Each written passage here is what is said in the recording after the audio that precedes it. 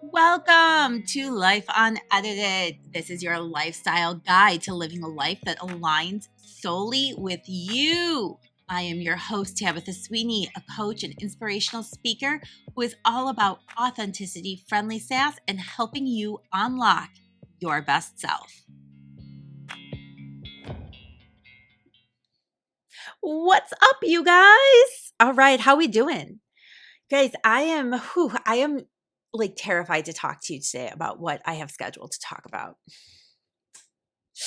So, I'm just going to put out there that this content may not be for everyone, okay? Today's episode I'm going to talk to you about I had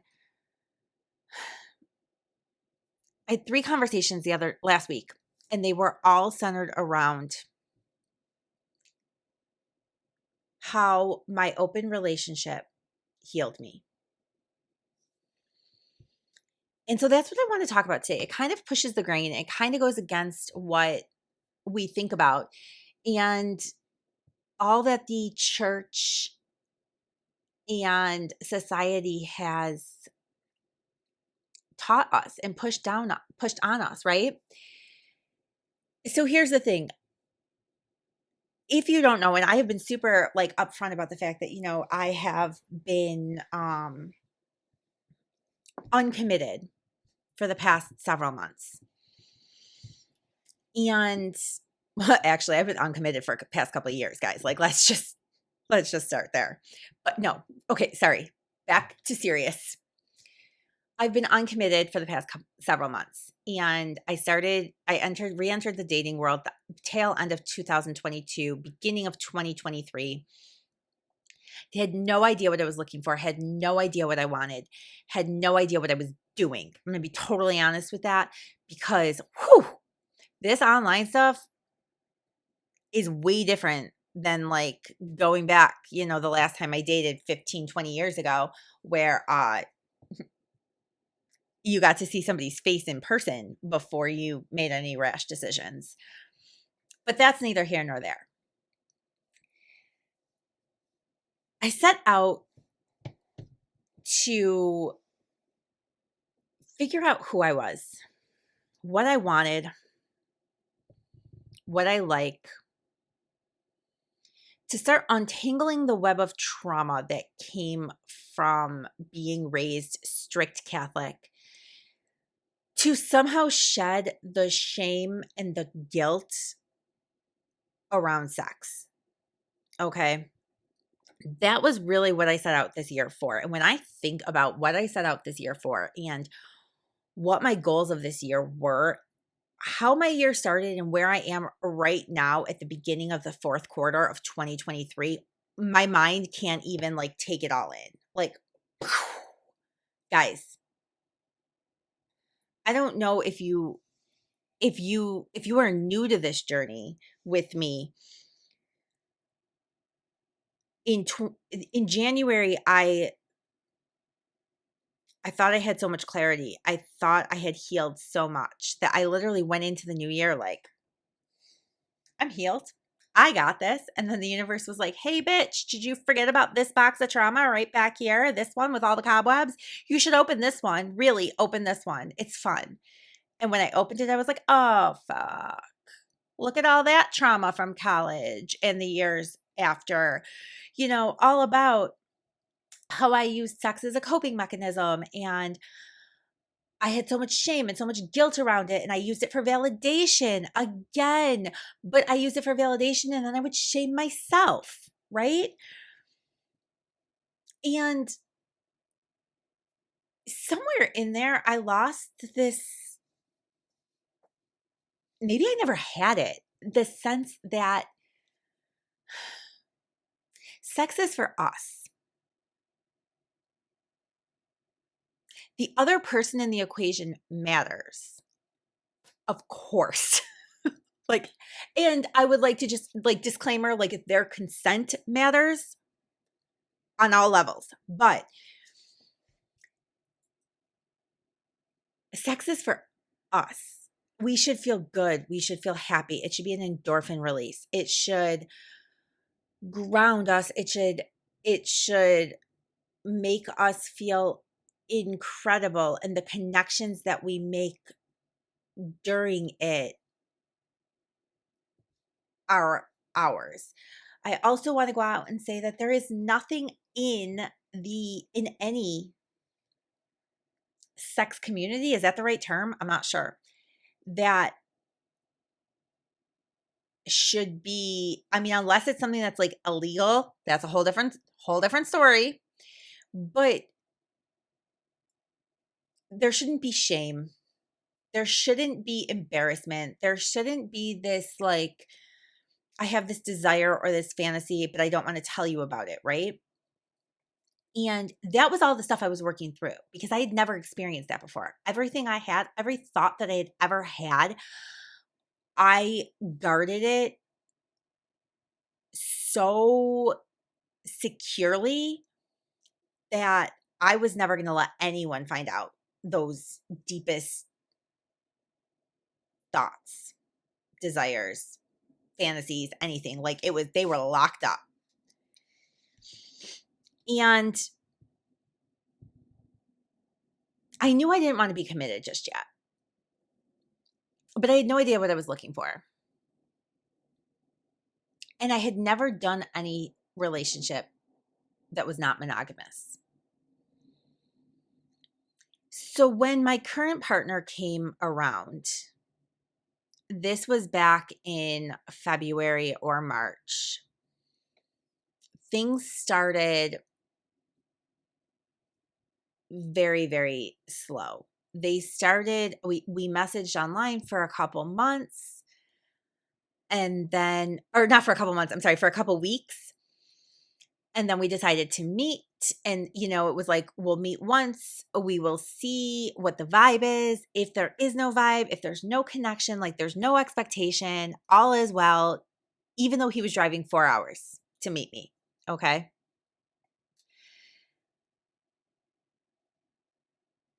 And from there,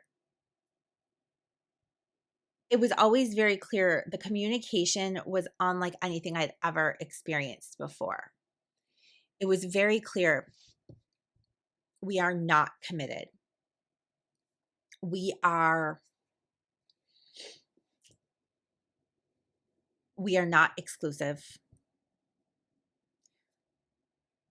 We are looking for healing and experiences and connections, and that includes that goes way beyond the two of us, right? And we both wanted that.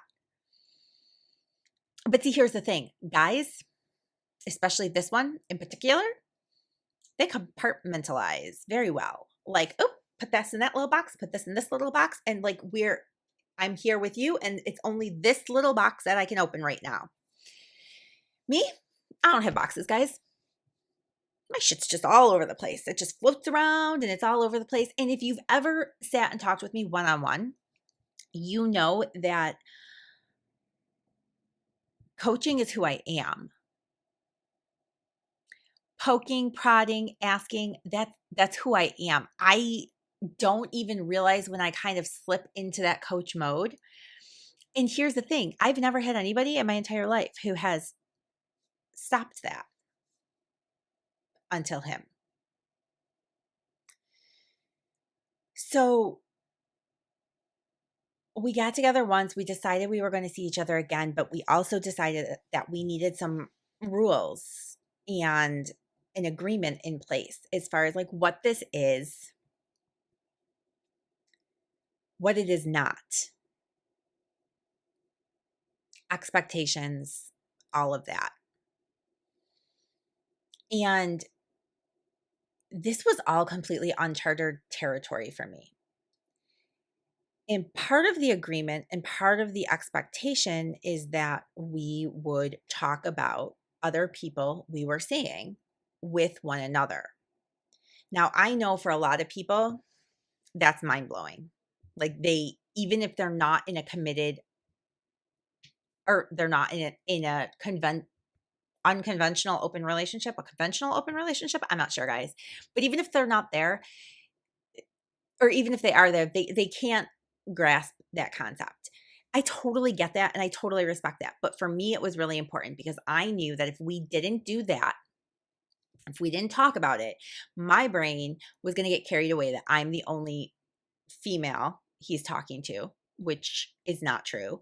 And my brain is going to go do the little, female girl thing that we do where we like start planning a whole, future in life and be on this totally different page than where he is. Now, here's the thing. When I tell you that this healed me, you guys, this is not a traditional healing sense for most people, and I completely understand that. But the point of me sharing my journey in this is because I want to show that there are things that heal us that we never set out for them to heal us. I never set out for this to heal me. This actually was supposed to have nothing to do with healing me. It was supposed to simply just be like fun and adventure. Okay. And what him and I learned rather quickly was there was a connection and a draw between us that neither of us could really shake.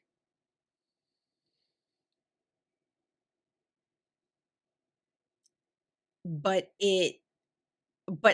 also neither of us were really fully ready to talk about or admit. So we learned several things. We learned our communication was awful. Neither of us thought our communication was bad. It was awful.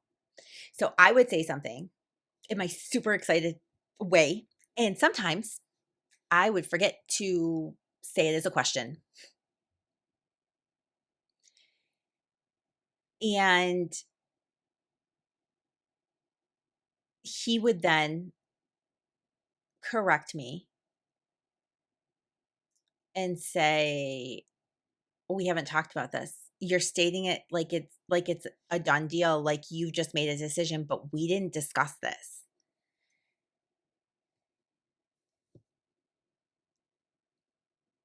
He's the first person who's ever called me out on it.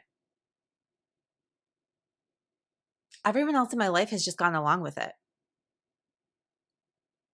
And even those who maybe knew I was meaning a question because they've been in my life they've been with me my whole life and they know how excited and how I kind of phrase things. He was the first person who was like, "Oh, we didn't discuss this. I'm my own person. You don't get to make decisions for me. Like, would you like to ask me?" Oh, okay.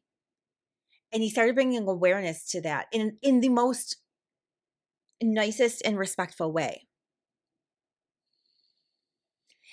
And I remember when he first told me he had a date with somebody else, and I remember those feelings and those emotions. And I knew I couldn't be upset. I knew I didn't have a right to be upset. This is exactly what we agreed on. But man, whew, I had some feelings on it. And I remember calling him after we had kind of gotten, huffy with one another that morning. And I was like, I need to talk.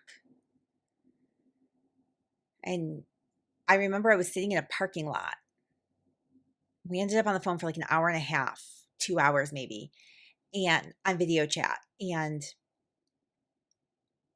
I was so scared. I was so scared to call and be like, help me work through this because I didn't really know what to say. And I knew we weren't exclusive. I agreed to that. I wasn't mad, but I had these feelings. I just didn't know what they were. I didn't know. And so I remember saying to him, I know we don't talk about feelings. I know that's part of our agreement. We don't talk about feelings. We don't, you know, there are parts of our life that are off limits. But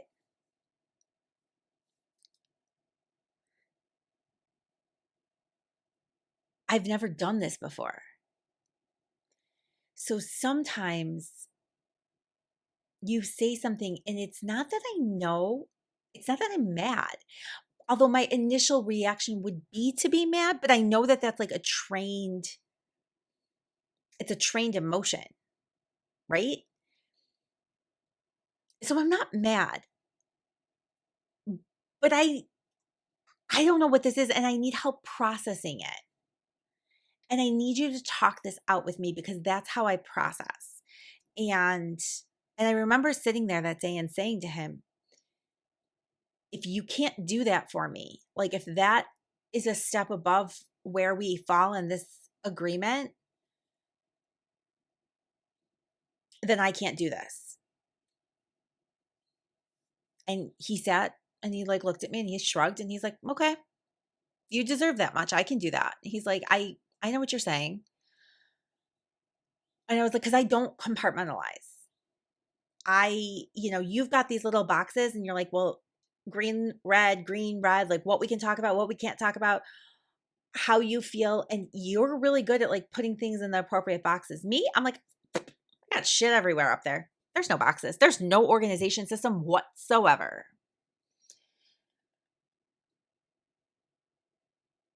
And so as we talked and I started saying, he's like, okay, well, so talk me through this. Like what is it about last night that has you with these feelings? Where are your feelings coming from? And I said, well, you told me that she called you and she was upset and she was crying and she wanted to see you. And I could watch because we are always on video. I could watch him in all of his body language. And he's like, and you thought she came over and I like hugged her and we sat on the couch and I like cuddled her and told her to like share with me what was going on. And I kind of nodded. And he's like, that's not what happened at all. He's like, in fact, I told her outright that I am not going to listen to it and I don't want to hear about it. And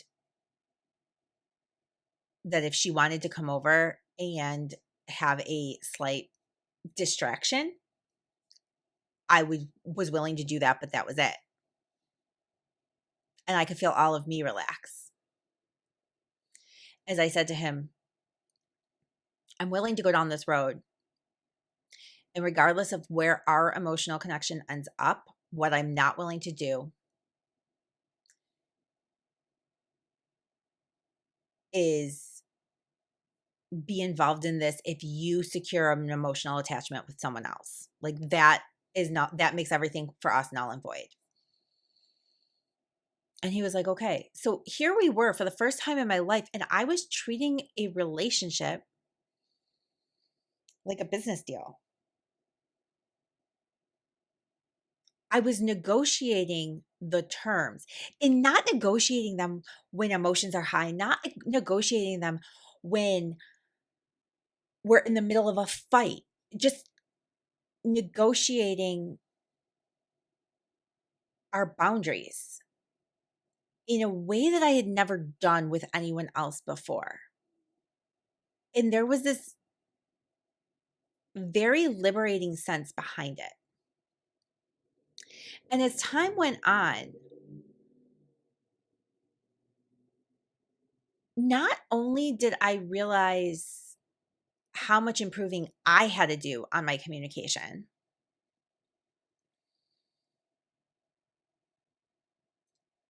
but I also realized new ways to feel things and new ways to go about addressing things. And I began to heal my anxious attachment. I realized how deep my anxious attachment was, and it was deep. It was really deep.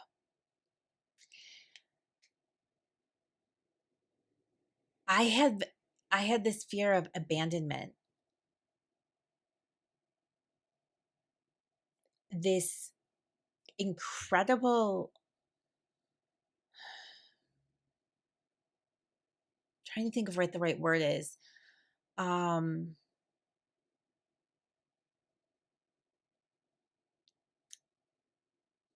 and this incredible sense of never being worth being chosen first, but always being second choice. And because I was so desperate to be somebody's first choice in a previous life, I would hold on so tight that they couldn't breathe. I couldn't breathe. My hands hurt. Like it was like time to let up, but I was so scared. Like if I let go, they're gonna leave me. They're gonna find out I'm a fraud. I'm a fake, right? That I have no idea what I'm doing as far as being a grown up, and they're gonna let me go. They're gonna notice all of my flaws and all of my imperfections, and I'm not gonna be good enough for them.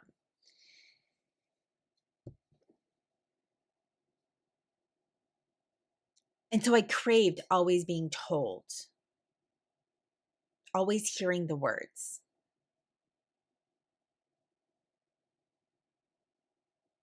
But my new partner, he didn't tell me the words.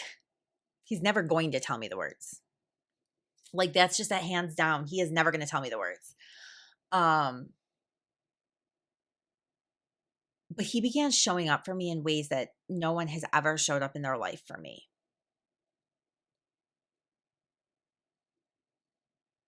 And that began healing the anxious attachment.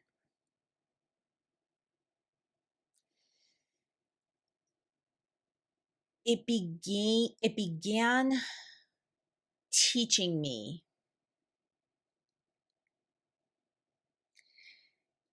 to stop only looking for what I am seeking, like the words, and to start looking at how he is showing me things. And as time went on, ever so slowly, and I do mean ever so slowly. And if you know me, you know there is nothing I do slowly. I jump both feet, no parachute, head first into every single decision and thing I do in my life. And this relationship has gone so slowly.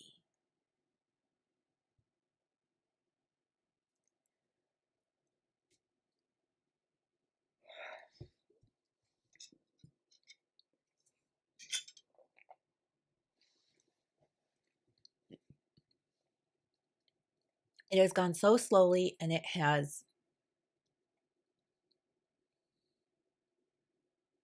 forgone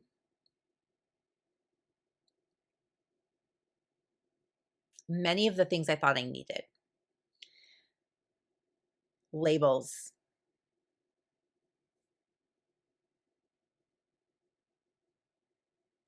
words, all kinds of things. And instead, what I was left with, or what I received, I should say what I received, was action upon action over and over again. So, for instance, one of our rules, no.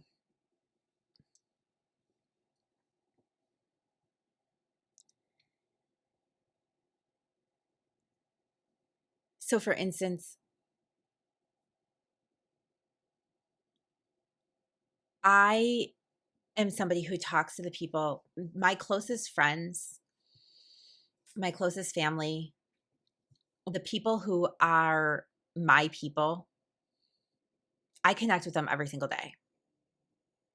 Every single day, whether it's just a quick smiley emoji, whether it's just a quick I love you, whether it's no matter what it is, or whether it's a really long, in-depth conversation, there's some sort of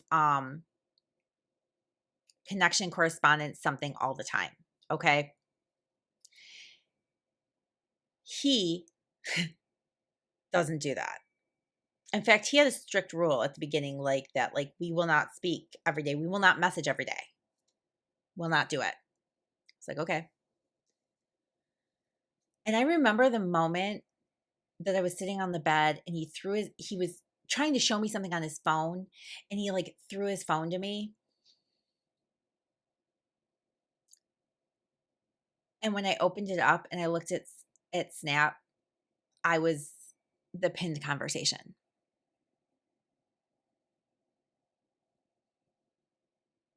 And that even though the rule is that we won't speak every single day, him and I had been speaking every single day for like months on end. At this point, we were like close to 90 days, right?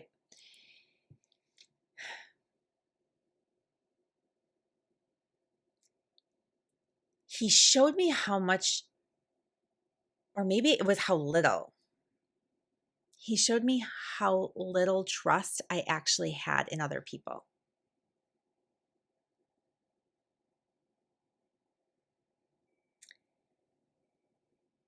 He healed me when I would call. Now I know words are not his thing. Sitting on the phone is not his thing. Communication, like he will do big gestures for you, but words are not his thing. And when I call or when I would say to him, "Can I have 10 minutes? This is like something's really bothering me and I got to get this off my chest." And we would be on the phone for an hour, 2 hours, 2.5 hours. And when I would get off the phone, I felt seen. I felt validated. And I would watch whatever it was that we just talked about over the following weeks begin to change.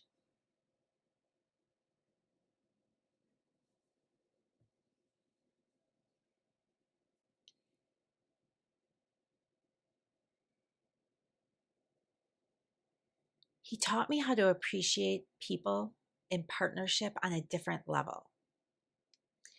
And at one point,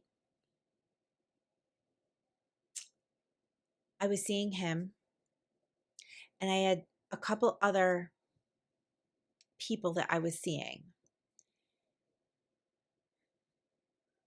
And I remember thinking and saying, it blows my mind that we are born and groomed to believe that there is one person out in the world for us that is going to fill all of our buckets.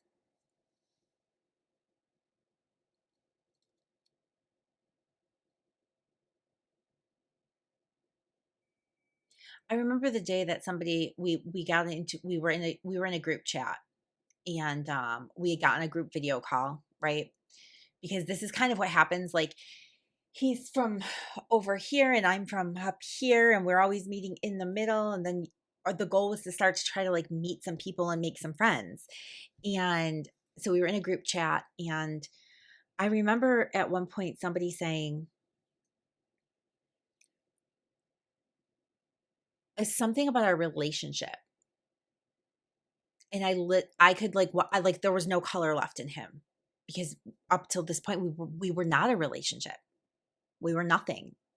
And it was kind of like a running joke. Well, we're nothing, right? Like, and I think that's where the majority of my healing came from, because here we were nothing. And yet at the same time, we were everything I ever wanted. If that could make sense to you, if you can wrap your mind around that. We were nothing. We are not a relationship. We are not a couple. We are not this. We are not partners. And yet,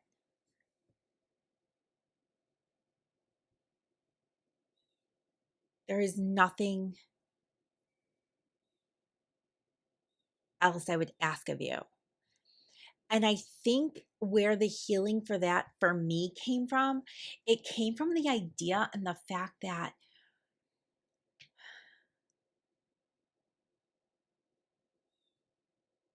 he is not required and I use required loosely, to do any of these things for me. He is not required to show up. There was absolutely zero expectation on each other. And yet, time and time again, we came back and we chose to come back. We chose to show up. We chose to show the other one how important they were and they are and they continue to be to us. And that was something I never had before, because previously in every relationship, it was like, well, this is what you do in a relationship. And maybe if there wasn't the expectation earlier on, maybe if I had gone into things with more of this mindset, I would have stopped showing up. Or he would have stopped showing up because I would have stopped telling him how to show up, right? Because in this instance, there was no explaining. There was no expectation. There was no, this is how it should look.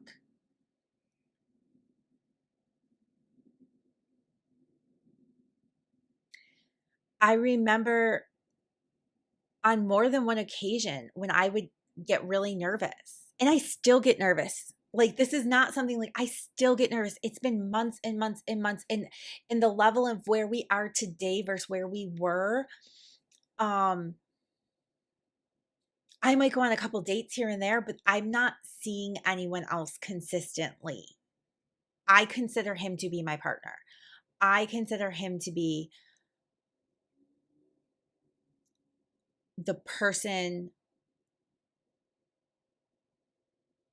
who I respect and I turn to above everybody else, because he's earned that respect.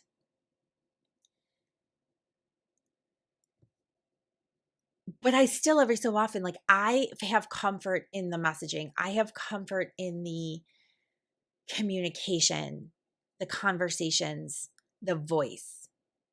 Like, I can only go X amount of days without a voice conversation. And so there are times when I would get nervous, or he would be out on a date and I wasn't, and I would get really nervous. Like, oh, what if this is it? What if this time, what if this is the time he meets her and finds out she's not a fraud and I am, and that's it. And that's it. I never hear from him again. And I would tell him that. Where in a previous life, I would have kept that all bottled up and all inside because there's weakness if he knows that that's how I'm feeling. And now I'm like, I don't know. I have these feelings and I'm not sure. Like, I'm not angry. They're not angry, but I have this uncomfortableness. I have these worries. And he would be like, you have these worries? Yeah. And he's like, I told you I was going to call after. I'm always going to call you after. And my girlfriends would say to me, well, how do you know these girls aren't like spending the night? How do you know? And I'm like,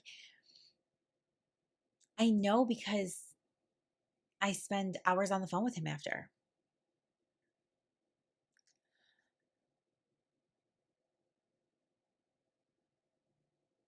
I can't explain the amount of healing that has come out of this adventure. And it is not the healing that is right for everybody. And it is not what I would say everybody needs. But I will tell you 100% that this experience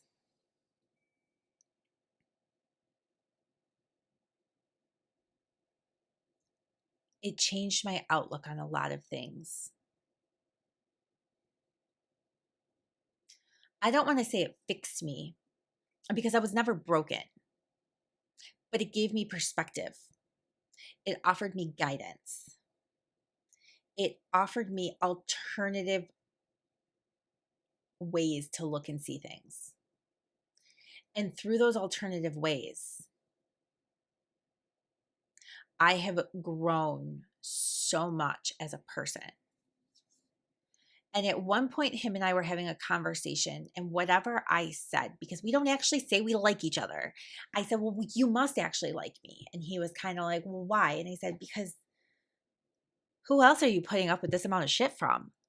And he kind of laughed. And I'm like, I mean, but really, like, if anybody else was like, hey, I have to call you because I have to process this and then we need to talk, you would be like, fuck, you need to go find somebody else. Like, this is no. And he started laughing and he's like, you're right. I'm like, who else do you spend 2+ hours on the phone with? And he's like, nobody. He's like, I don't spend more than 45 minutes on the phone ever. And I'm like, okay, so you must kind of like me. You respect me enough that you've never called me a name. You've never raised your voice to me. And at this point, how many other women out there would you put up with them crying? Because I cry all the time. And he's like, you're right. But we don't actually say we like each other. We don't actually say where we stand. And that has taken some work on my part to become okay with that.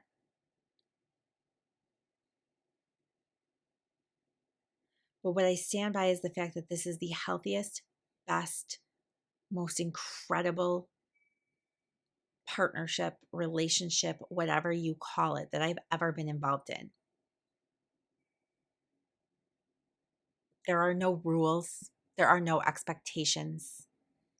There's no doing anything that you don't genuinely want to do. You are free to date other people, to see other people, to do whatever it is that you feel called and need to do. These are our rules. These are our guidelines. This is how we negotiate things. And we are constantly evolving and we are constantly renegotiating our, I hate saying agreement, but it's an agreement.